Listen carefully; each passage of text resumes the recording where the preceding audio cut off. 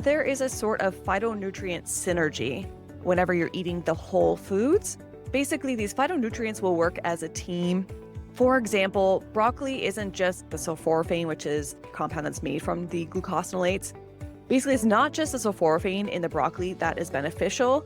There's also miracetin, which helps to activate certain pathways. It helps with antioxidant, anti-inflammatory impact. There's quercetin in broccoli. There's I3C, also known as indole 3-carbinol, that helps with estrogen metabolism. Glucoforanin, which is the precursor to sulforaphane, one of the glucosinolates, that supports detoxification. So just taking sulforaphane and thinking that it's going to kill cancer cells is not necessarily going to do what we expect it to do. Instead, it is very important to focus on the whole food because you're getting the miracetin, the I3C, the other glucoforanin, and those are also going to have the beneficial impacts on your body. Not to mention the fiber, the vitamins and minerals, which are called cofactors. So don't let anyone tell you that food doesn't matter. It absolutely does matter.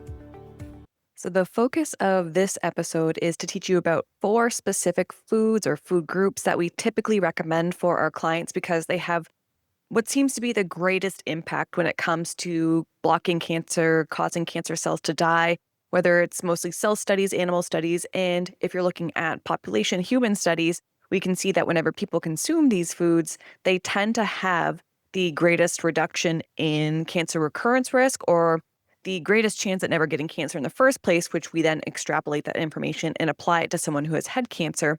And also potentially if you're still in treatment, if you still have active cancer, then it could help you as well because it could potentially help kind of target some of the cancer killing pathways to help your body to fuel itself, to heal, and to fight off cancer as well.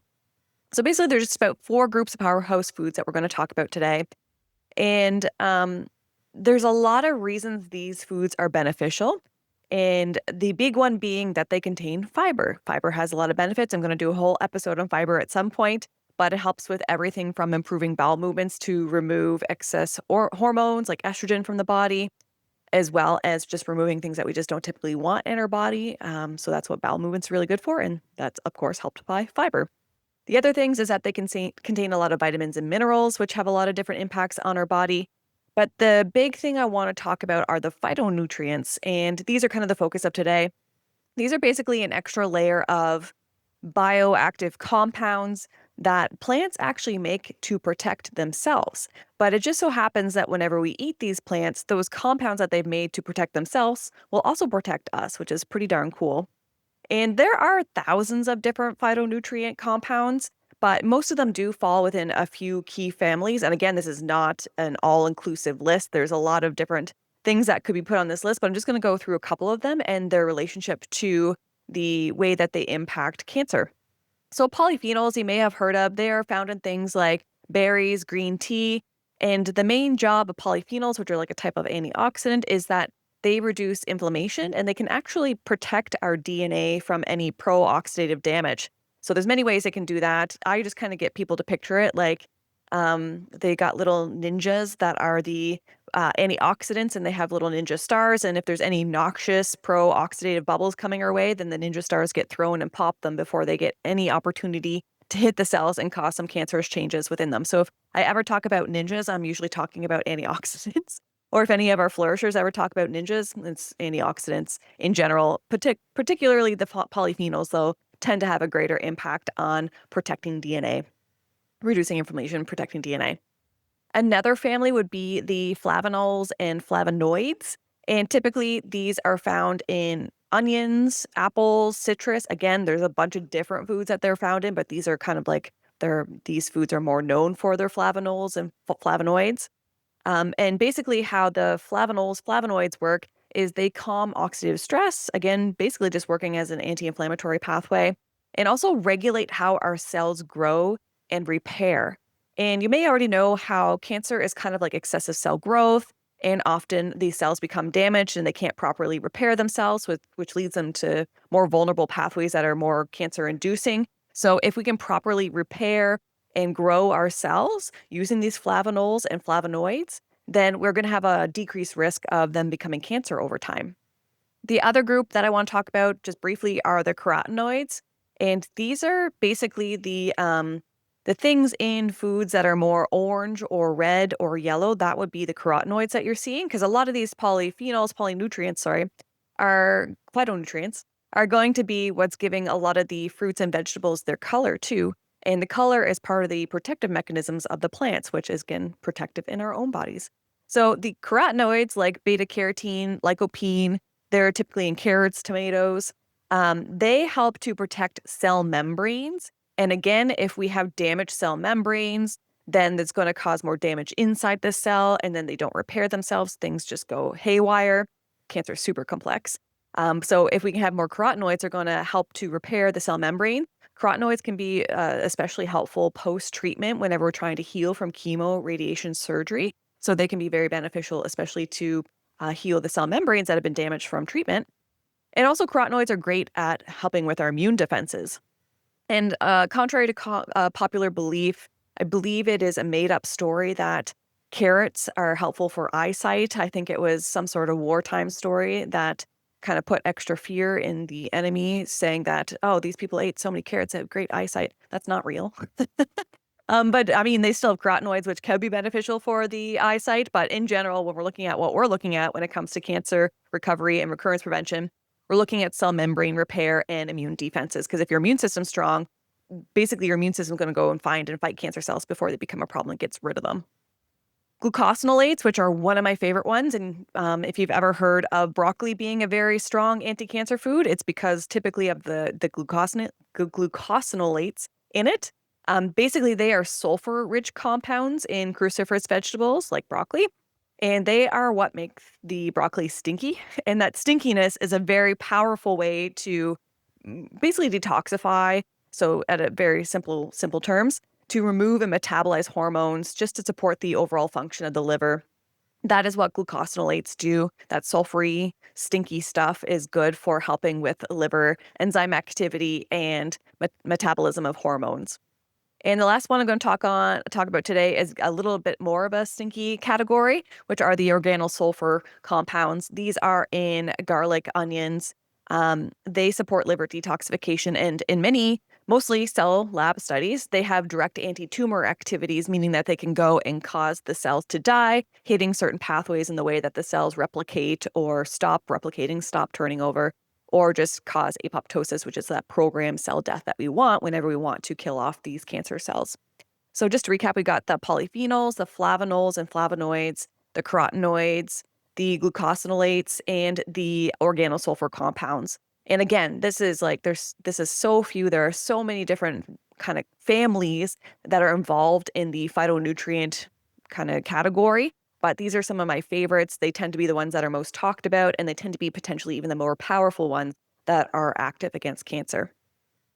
And overall, what their main jobs are to do is to go turn off signals that might be pro-cancer growth, like chronic inflammation, excessive harmful estrogen activities, oxidative DNA damage. All these things are going to be turned off by a lot of these compounds, and they can even turn on protective pathways like detoxification, immune surveillance, as well as encouraging healthy cell death. So that's how they have an impact on cancer. That's why we know that a lot of these foods that contain higher amounts of these are more anti-cancer. And this is why we totally encourage our clients all the time to make sure that they're including these daily, at least if they can, at least a couple times a week, as best as they possibly can, get them in as much as possible. And I'll go through what those foods are exactly, because they are powerful. They can be very beneficial to reducing the risk of cancer coming back, as we have seen in cell, animal, and even human research. So don't let anyone tell you that food doesn't matter. It absolutely does matter.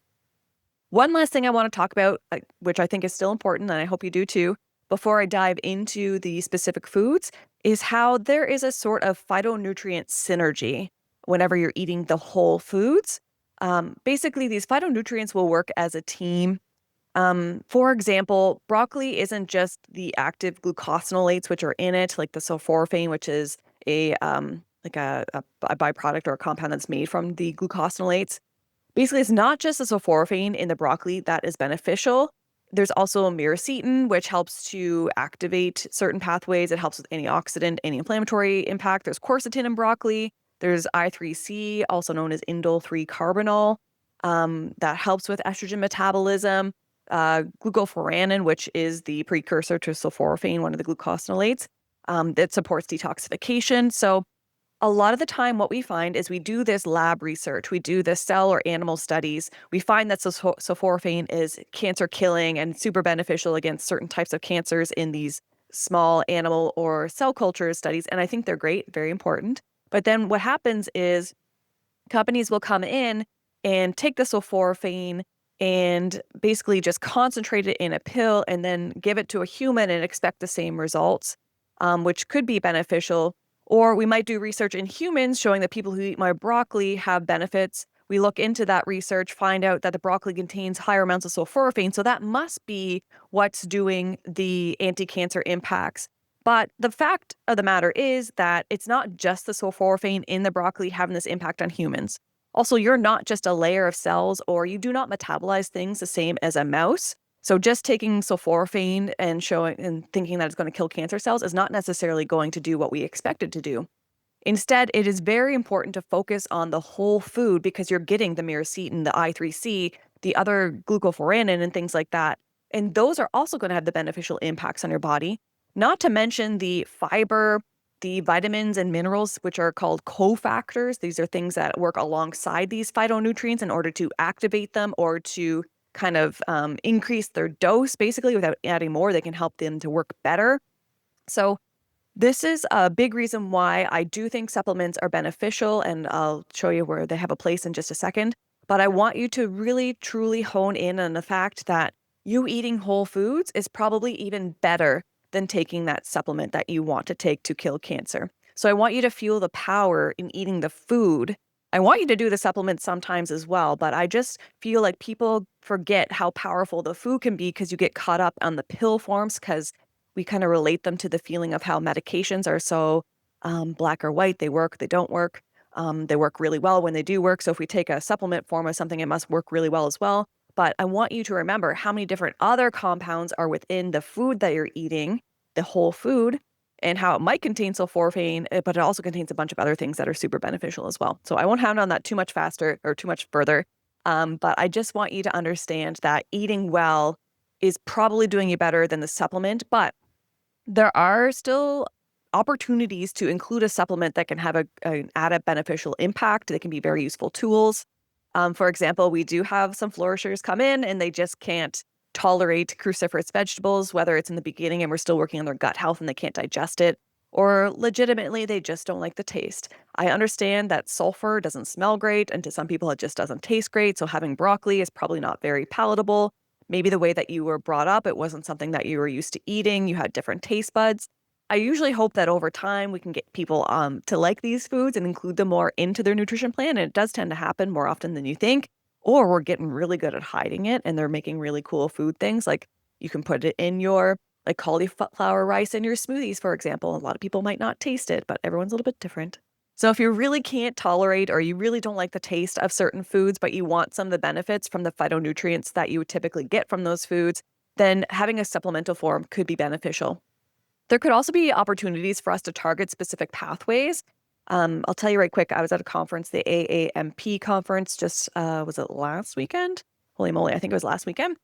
And there's a really cool tool that they showed using AI. So we have to approach it with a grain of salt. We still need to perfect this AI thing. But basically, you could look up different cancer types and the pathways that tend to be overregulated or regulated. That basically you could target with specific natural substances, like sulforaphane can benefit the NRF2 pathway, or quercetin can benefit the NRF2 pathway. So in breast cancer, this pathway is more important. So instead of me having to go search through paper by paper by paper to really analyze which cancers have specific pathways and then target those with specific nutrients, it actually does it all for us, which is fantastic. I'm really excited for it to come out.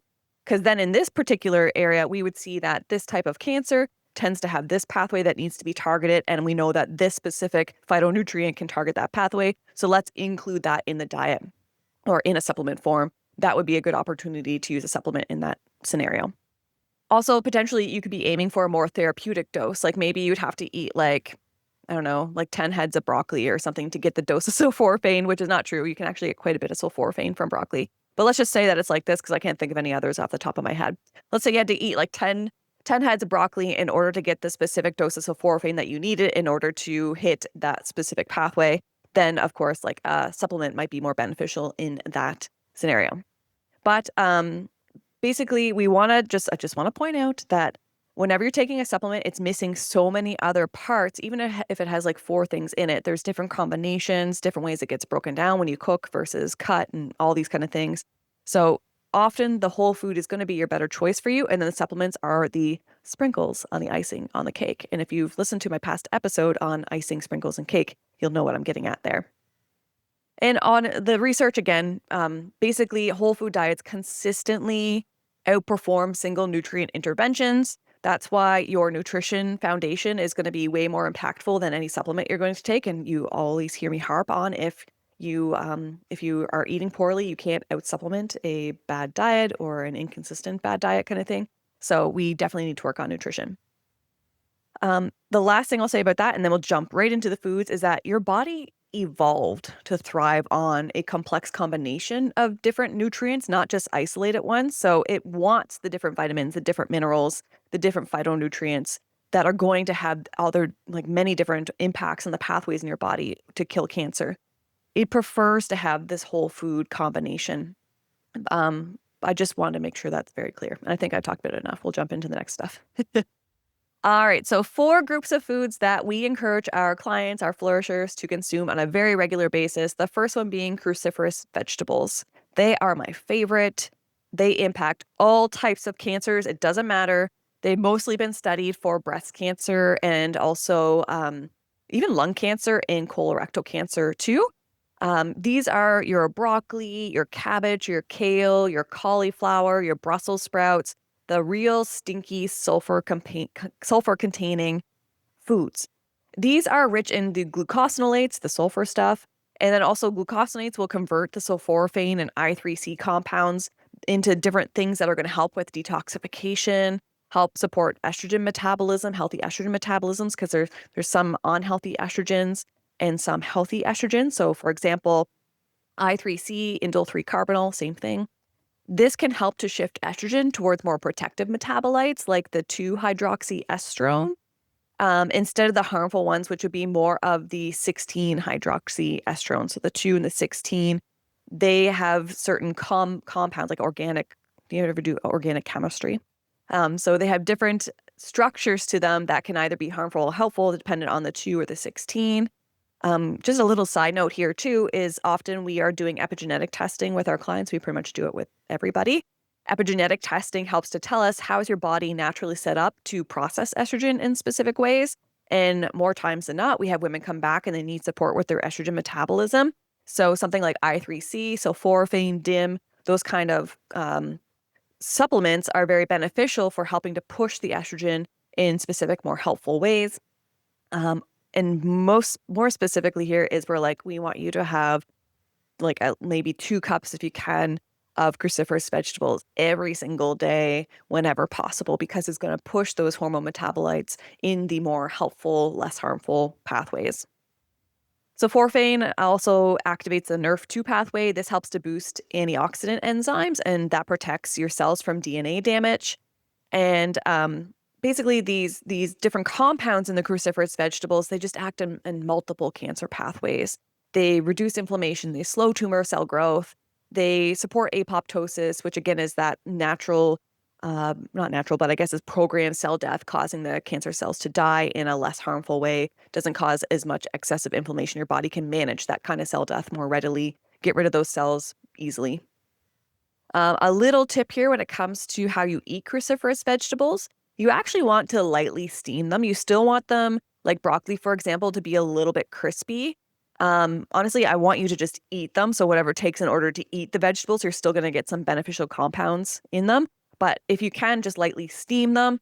And if you chop your broccoli, for example, and leave them for 10, 15, 20 minutes before you steam them, that gives time, the chopping, the mechanical chopping of it, it releases the active compounds in the broccoli in order to go activate things, gives you more of these active compounds, basically, if you can just lightly steam them after chopping them, letting them sit for 10 to 15 minutes after chopping them, and then steaming them that way. It acts on the myrosinase enzyme. And that myrosinase enzyme helps the activation of a bunch of different other ones. So that was cruciferous vegetables. Let's now dive into the second category that has been shown in the research to help with many different cancer pathways, and that would be the legumes. So your lentils, your chickpeas, your beans, even edamame or like soybeans. These are all legumes that have shown to have very many different types of benefits in these cancer pathways. They've got the fiber, they have plant protein, they have phytoestrogens, which help regulate estrogen activity. And I will not talk about soy today, but I will absolutely be doing a episode specifically on soy coming up. I don't know exactly when, but I know I want to talk about it and how it's beneficial for all types of breast cancer. You will not convince me otherwise. You can send me all of the DMs on Instagram you want. I will still shout from the rooftops as it stands right now with the current literature. Soy is protective against pretty much all cancer types, specifically breast cancer. I know is one that people are going to try to argue with me, but I'm not changing my mind. Unless you present me some great research that has been also repeated, then I might change my mind. But at this point, I'm pretty up to date. Soy is beneficial. It's a bit of a side note here there, but we'll keep going. So legumes, they contain lignans and saponins. These are they are antioxidant, and they also have anti-tumor activity as well. The different pathways that can cause cancer cells to die. And the high fiber is going to promote the gut microbiome. And your gut microbiome, very central to improving your immune system. Your immune system, very important to finding and fighting cancer cells or precancer cells before they become cancer. And of course, we already talked about how fiber improves bowel movements, regulating the removal of estrogen from the body and other contaminants that we don't necessarily want to keep around and recirculate through our body. They've been shown time and time again to be associated with a lower risk of breast cancer and colorectal cancer. They also have been shown to improve survival. So there are studies on legumes and fiber, of course, showing that people who eat even just like 10 grams, who add 10 grams more of fiber to their diet, have a decreased risk of dying from cancer and have a decreased risk of cancer coming back by like 22%. That is huge. So we need to make sure that people are getting, ideally we aim for at least 30 grams of fiber per day in our clients or flourishers' diets. Basically, if you can consume legumes, if you have any gut trouble, you might have to work your way up to this, but we're looking for about a half to a cup of legumes a day. And again, I think the big goal is to get that fiber in, and a big part of that can come from legumes. And it's, again, a good source of protein. I love protein. The third category I want to talk about are berries. So blueberries, strawberries, raspberries, blackberries. These are all very beneficial for people's bodies. I will kind of put a caveat out there, like a tip, I guess we could say, is to make sure that you're consuming berries alongside some fiber, some protein, and or some healthy fat to help balance your blood sugar. Berries do have a lot of natural sugars in them, which is not necessarily bad for us. It's just that we want to regulate our blood sugar with every meal, every snack that we're eating. So in order to do that with berries, we want to make sure that we're having them with, again, some protein, some healthy fat, or some additional fiber. There is fiber in the berries. I just want a little bit more in order to ensure that we are balancing that blood sugar, regulating that insulin response as well. But berries are packed with polyphenols, anthocyanins, ellagic acid being something that we see a lot in green tea as well. These are all antioxidants. They reduce oxidative stress to cells, helping them to not be damaged, causing DNA damage, putting them down the path of cancer. They also been shown to inhibit tumor growth. They block angiogenesis, which is the new blood vessel formation to tumors, and that would be how tumors would get their nutrient supply. So if we can block off those blood vessels from being made, then we're blocking off the delivery. Basically, we're blocking the pizza delivery to the tumor cells, or maybe the salad delivery to the tumor cells, if you want to put it in a different way. So if they can't get their food, they can't fuel themselves, they can't grow. We cut off that pathway by getting rid of their delivery route, which is the blood vessel formation. And berries help with that. And they also promote apoptosis. They also help to improve insulin sensitivity. Again, I still think that people should be consuming berries, maybe not on an empty stomach. We want to combine them with other types of foods to help to balance insulin blood sugar. And they also lower chronic inflammation. And if we have insulin insensitivity, if we have a lot of chronic inflammation, that's going to create this pro-growth environment for cancer to go. So that's how berries have an impact on blocking cancer, is by helping insulin to be sensitized, your body be sensitized to insulin, and to also lower inflammation. Another quick tip is frozen berries are great. In fact, they might even have some more of the antioxidant potential above fresh berries because sometimes it's hard to know how long have fresh berries been sitting around. I don't know about you, but every time we get raspberries, we have to eat them the same day or they get covered in mold and then I throw them out at the first sign of mold because I don't want any mold. So just make sure that you are consuming fresh berries as best as possible. We don't want mold in the berries, and we want to consider frozen berries if it's a little bit easier for you. Myself, I have a smoothie pretty much every day. I find it quick and easy for breakfast. I put in protein powder or hemp seeds. Sometimes I might use a little bit of Greek yogurt. Basically, I'm just looking to get a source of protein with my berries.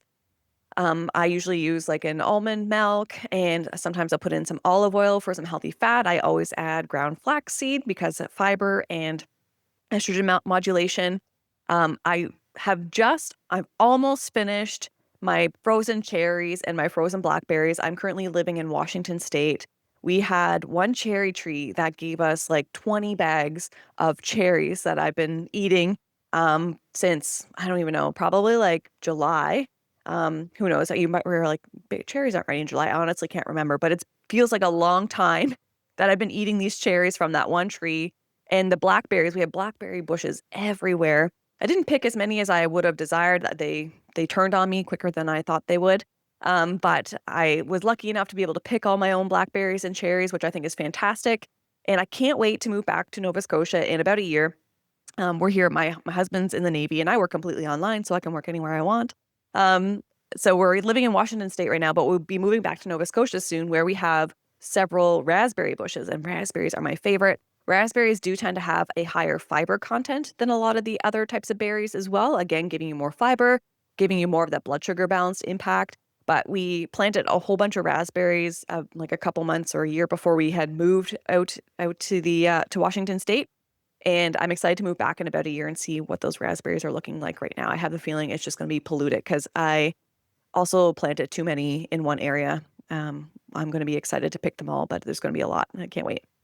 That was a very big side note. Let's now get into the last type of food, which are the leafy greens. Leafy greens are your spinach, your Swiss chard, your arugula, your kale, even like your romaine, even though it's not my favorite. I'd rather see you go for the darker leafy greens. And even kale and arugula have the added bonus of also being cruciferous vegetables. So you're going to get your leafy greens and your cruciferous vegetables if you start to include more kale and arugula in your diet. The benefits in these foods come from the chlorophyll, the carotenoids. If we're going to get into the specifics, the carotenoids would potentially be like the lutein, the zeaxanthin, and the beta carotene. Also, the folate, which is very important for supporting DNA repair and providing this thing called like a methylation balance. I'm not going to get too into methylation right now, but I think that would actually be a great idea for another episode. But if you've ever looked into the MTHFR, COMT, those are the epigenetic pathways that you can get tested. We do this with all of our clients in the epigenetic testing. It's on the same test that I mentioned near the beginning when I talked about estrogen metabolism and epigenetics. So this test, we can look at your MTHFR pathway and see, are you a little bit compromised in it? And if so, then we really want to get you a lot of healthy folate into your diet. And leafy greens are the best way to do that, is to get that. The greenness is going to be a lot of the folate, and that's going to help support those pathways if they are maybe a little bit sluggish or deficient for an ease of explaining that. The folate will help push those in a more healthfully way. There's also magnesium, other antioxidant enzymes is going to help with inflammation, oxidative damage, all the same pathways pretty much that I mentioned before with the other vegetables. There's a lot of overlap. Whenever people have more leafy greens, they have a lower incidence of breast, colorectal, and pancreatic cancers, just to name a few. And again, these are going to support your detoxification pathways, your liver health, and the elimination of hormones, environmental contaminants, things like that. But they're just great. They have fiber in them. Great stuff. I would say to eat a variety of raw and cooked because you get different types of benefits, whether they're raw versus cooked. For example, whenever you cook them, it's going to boost your ability to absorb carotenoids. Whereas if you eat them more raw, you're going to get a little bit more vitamin C. So that's why it's not necessarily like super important to go all raw food diet. or even just cook all your foods. Good to have some raw food sometimes too, or slightly steamed foods like broccoli, because different compounds will be released in different cooking methods or non-cooking methods. So just chewing a raw food can release certain things as well. So just to recap, we talked about phytonutrients being the beneficial compounds in a lot of these powerhouse anti-cancer foods. We talked about the compounding impacts and how it's better to have whole foods with a variety of different phytonutrients, as well as like the vitamins, minerals, things like that, as opposed to just an isolated supplement a lot of the times, because that's the way our body knows how to use things, and they all work together to have certain impacts on our body. And then the foods I mentioned, the groups of foods would be the cruciferous vegetables, the legumes, the berries, and the leafy greens. These are the strongest, most powerful foods to help reduce the risk of cancer coming back. If you want to learn a little bit more, I barely scratched the surface here on what you can do for food in order to reduce your risk of cancer coming back and to help heal your body way better after treatment, much quicker. I have a whole free workshop, or sorry, a masterclass on this. It is called The 3 Keys to Effective Anti-Cancer Nutrition. It's over at flourisaftercancer.com /nutrition masterclass. I'll put that link into the show notes. But again, it's flourisaftercancer.com /nutrition masterclass.